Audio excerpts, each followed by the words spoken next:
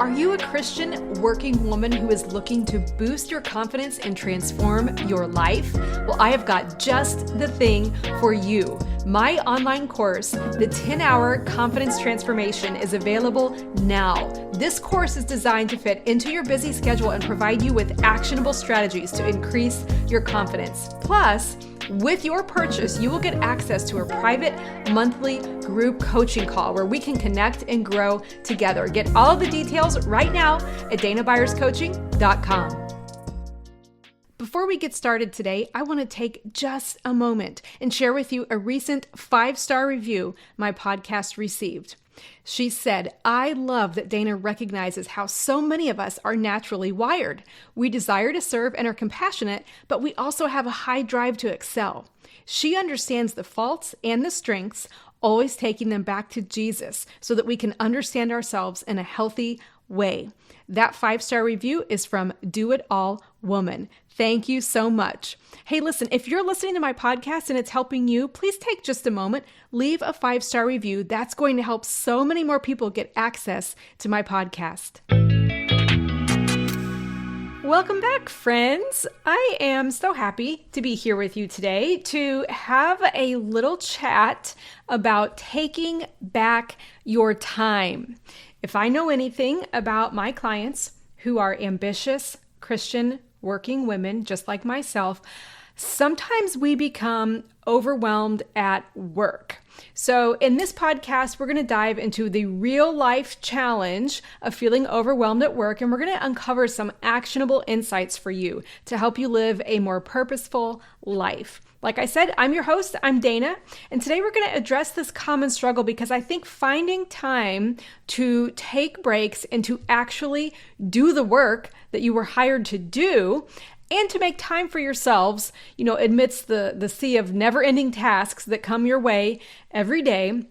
We're going to focus on that because if you feel like you are already behind and you're battling your inbox, you're fighting your schedule, there are looming deadlines, this episode is for you. Well, first I want to talk about the fact that the struggle is real.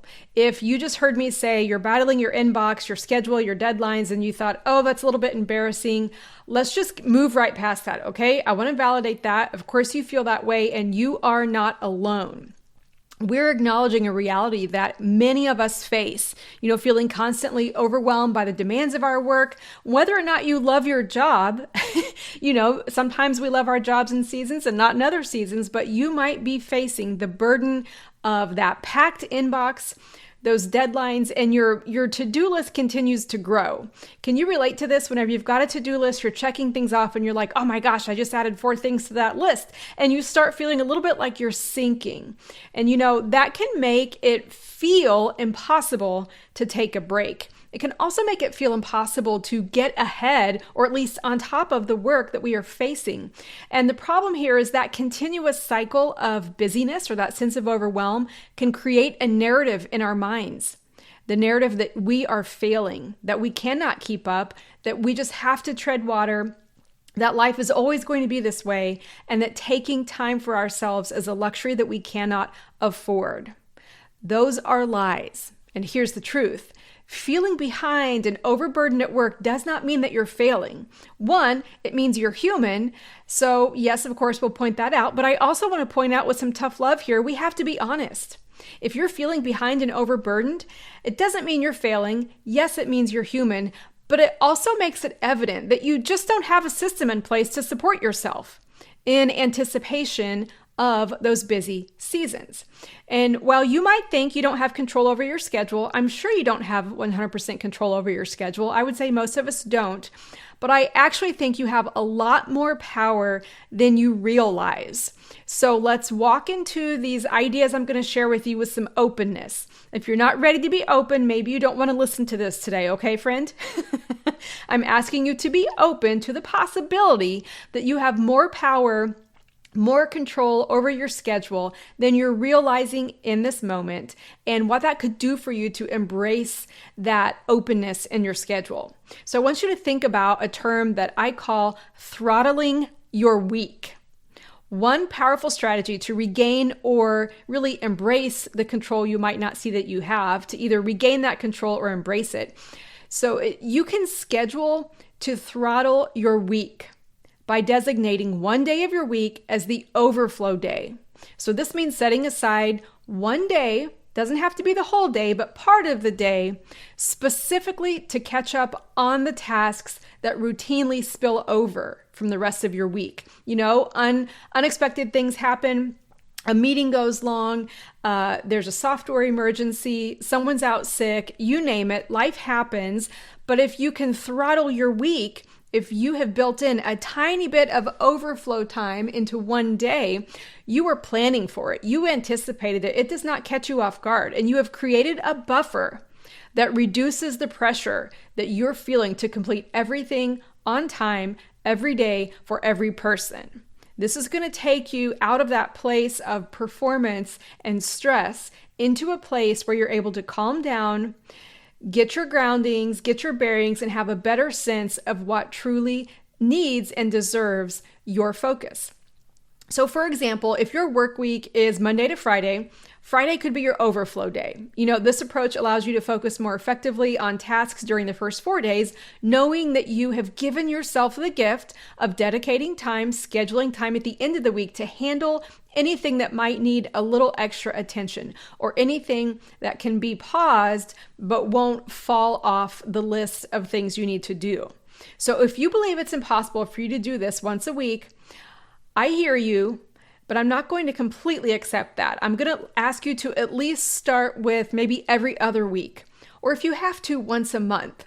See, the process here is you're going to have to prove to yourself that you can throttle or slow down or adjust all the things coming your way so that you can catch a breath. I mean, imagine yourself working your fingers to the bone. You wouldn't want your team members doing that. You wouldn't want your children doing that. You wouldn't want your leaders or your spouse or your friends doing that. Why would you do that to yourself?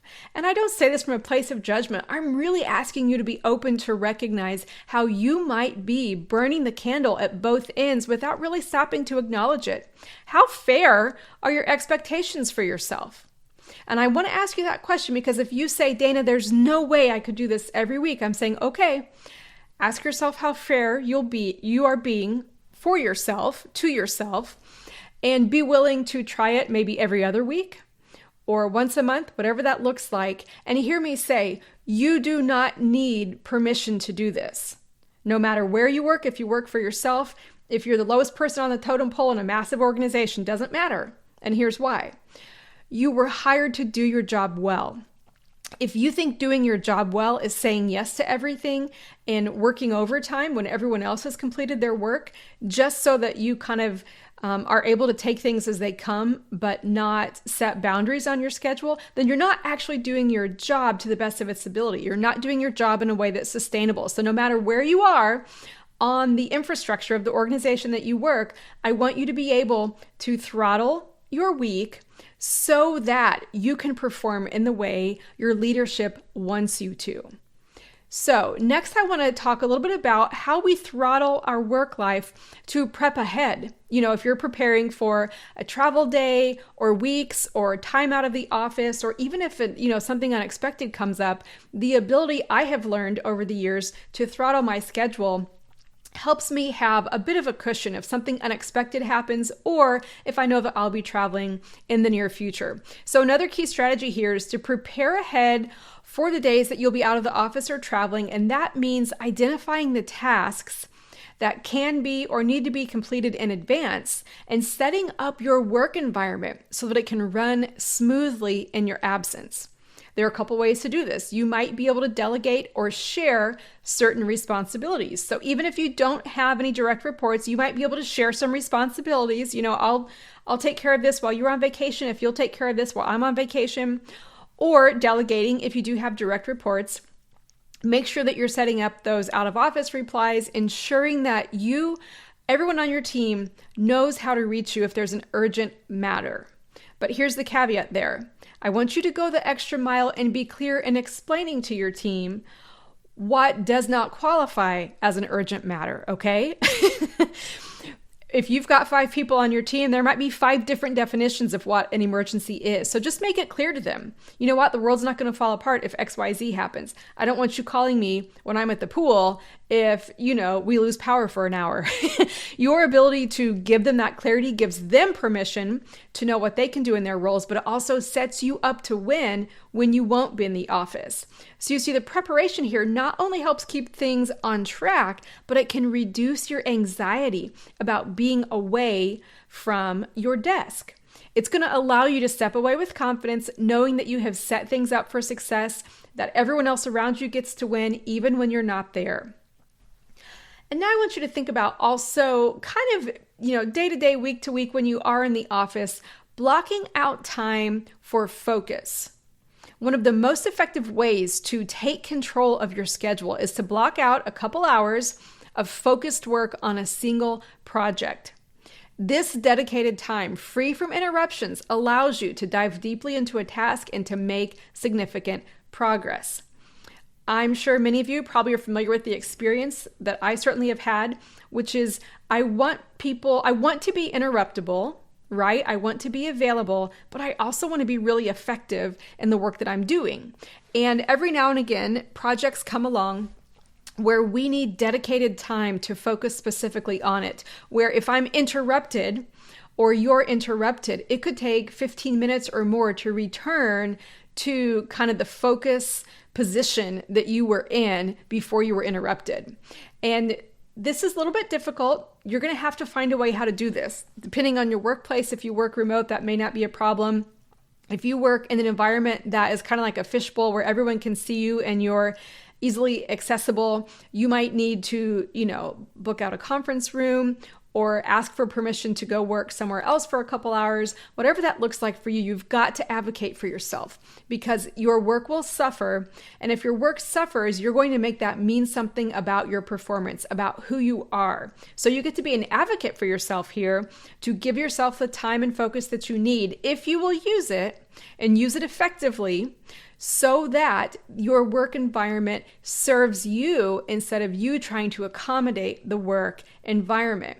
So the only reason I can imagine that a woman might not be willing to block out time for focus is if she wants to appear like she has it all together, or maybe like she's Superwoman, right? We don't want to perpetuate those standards. And I'll go first and say there have been times I have not wanted it to appear that I've had to work hard. The old image of a duck. Ducks on water, they just glide. They look so smooth, right? Beautiful to watch. But underneath, their little feet are just paddling like heck. We don't have to kind of create an image that we don't need to paddle hard at times.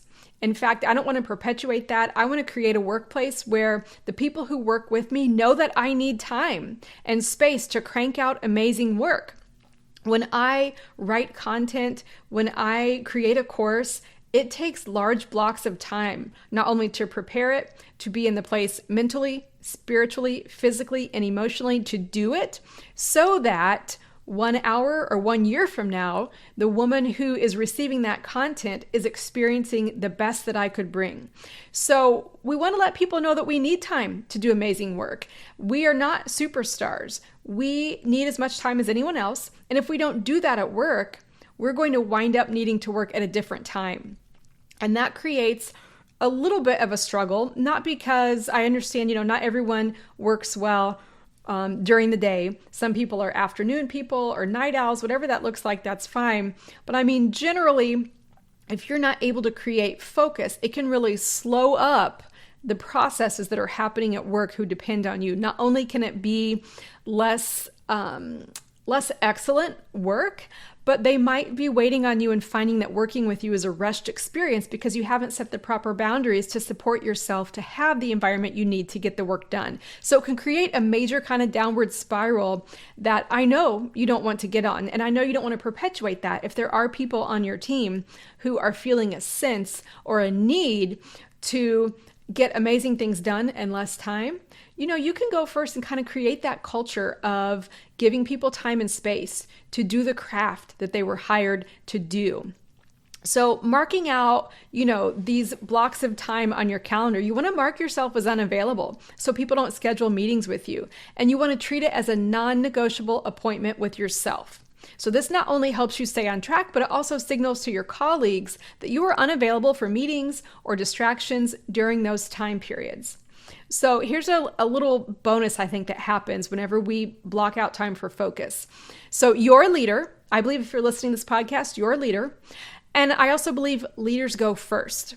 We take the initiative. So when you set this example of blocking out time for focus in your office, you are giving other people that you work with the permission they need to create focus time for themselves as well. So you're setting a boundary, and then you can help them set boundaries for themselves as well. This is going to directly affect the output that your team brings. So I love the idea of blocking out some focus time. And then I want you to think about the idea of protecting your time. This is a little bit different. Having your own back means protecting your time fiercely. You can communicate your boundaries clearly to your coworkers. You can do this in a really loving way. Let them know when you'll be unavailable and why it's important for your productivity and your well-being. You can encourage them to try this approach as well. Give them permission, help foster the culture of respect for focused work time within your team. So there's not only the focused work time element, but this element is protecting that time. When it is on your calendar, really doing in integrity what you said you were going to do so that you can help everyone develop that habit.